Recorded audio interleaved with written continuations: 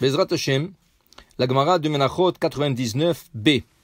Tanya, Rabbi Yossi Omer, אפילו סילק את הישנה שחרית וסידר את החדשה ערבית, אין בכך כלום.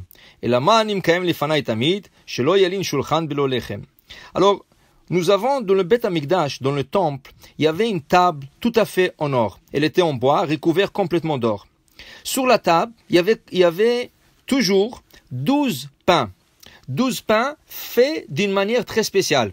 Quand vous prenez une miche de pain et vous le mettez devant vos yeux, vous n'arrivez pas à voir la personne qui est devant vous parce que le pain, la miche, elle vous bloque. Le pain qui a été cuit pour le Beth Amikdash était dans une forme de la lettre U.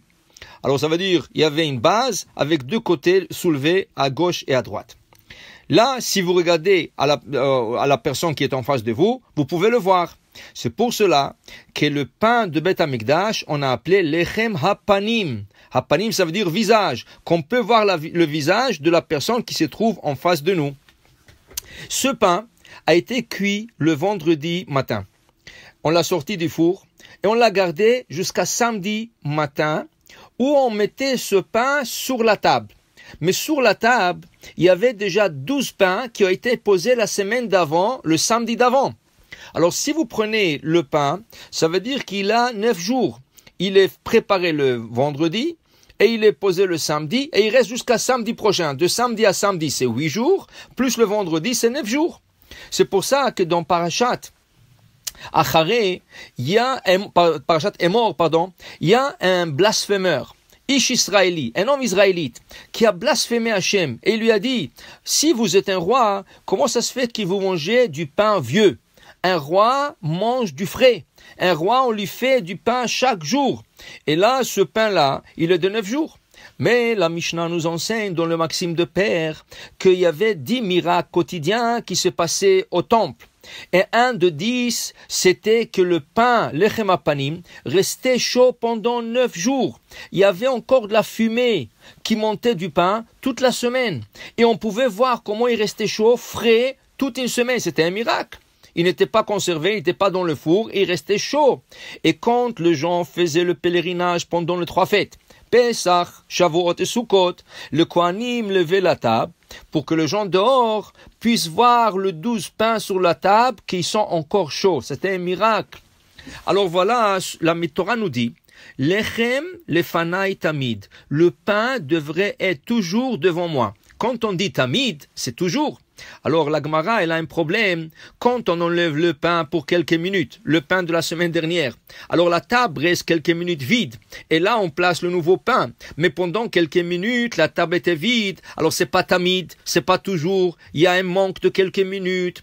Viens Rabbi aussi nous enseigne ce matin dans la Gemara, justement, tant que la table n'était pas vide toute une nuit, alors ça s'appelle tamid. Et le quelques minutes ne compte pas parce que pendant le matin, jusqu'à qu'on a changé le pain, et après l'après-midi, le soir, la table est toujours pleine, ça s'appelle tamid. Alors le quelques minutes n'interrompt pas le tamid.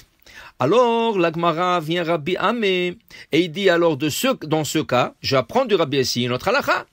La Torah nous dit dans le livre de Yoshua, Lo yamush sefer haTorah ze mipicha ve'agita bo yomam valayla. Tu ne peux pas arrêter de réciter la Torah jour et nuit. Alors, comment est-ce que c'est possible jour et nuit? Deux fois on mange, on ne parle pas de Torah. Deux fois, on doit aller à la salle de bain, on ne pense pas à la Torah. Deux fois, quelqu'un nous parle de choses banales, on ne parle pas de Torah. Alors, où est Tamid? Ve'agita bo yomam valayla. Tu réciteras la Torah jour et nuit. Mais il y a des interruptions. Mais justement, dit Rabbi Ami, selon Rabbi aussi, tant qu'on a le matin plein de Torah et le soir plein de Torah, même s'il y a des petites interruptions pendant la journée, ça s'appelle toujours. Vient Rabbi Yochanan, au nom de Rabbi Shimon bar Yochai.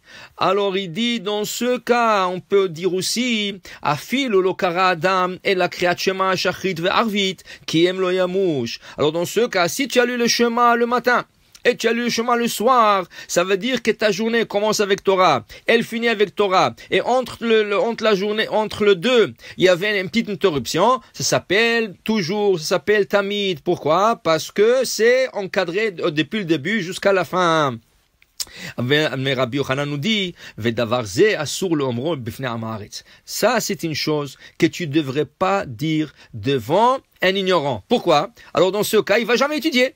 Il va te dire, je vais lire le Shema le matin, je vais lire le Shema le soir, et pas besoin d'étudier. Hasbe Shalom. Ça, c'est dans le cas de force majeure. Dans le cas où tu n'avais pas la chance d'étudier un jour, et tu as appris un peu le matin et après le soir, c'est exactement l'idée de ce cours de 5 minutes, pour vous donner la chance d'apprendre un peu le matin. Et le soir, faites une petite étude aussi. Alors, Bediavad, si vous êtes occupé toute la journée, vous travaillez dans un bureau, vous êtes un docteur, vous êtes un ingénieur, et vous ne pouvez pas, vous devez travailler, alors vous avez fait la mitzvah Yomam Valayla, mais il faut essayer au maximum d'exploiter vos temps dans la Torah.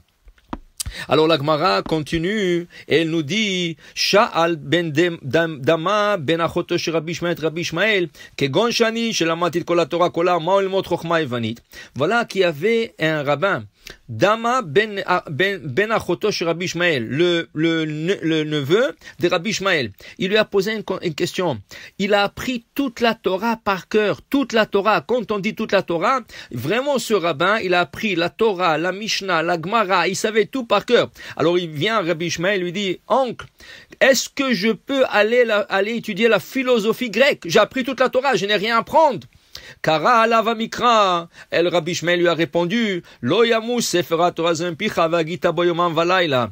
La Torah te dit, tu dois réciter la Torah toute la journée, depuis le matin jusqu'au soir. Alors, tseubdok. Alors, va chercher un moment qui ne fait pas partie ni du jour et ni de la nuit. Et là, tu peux apprendre la philosophie grecque. En d'autres mots, un moment pareil n'existe pas.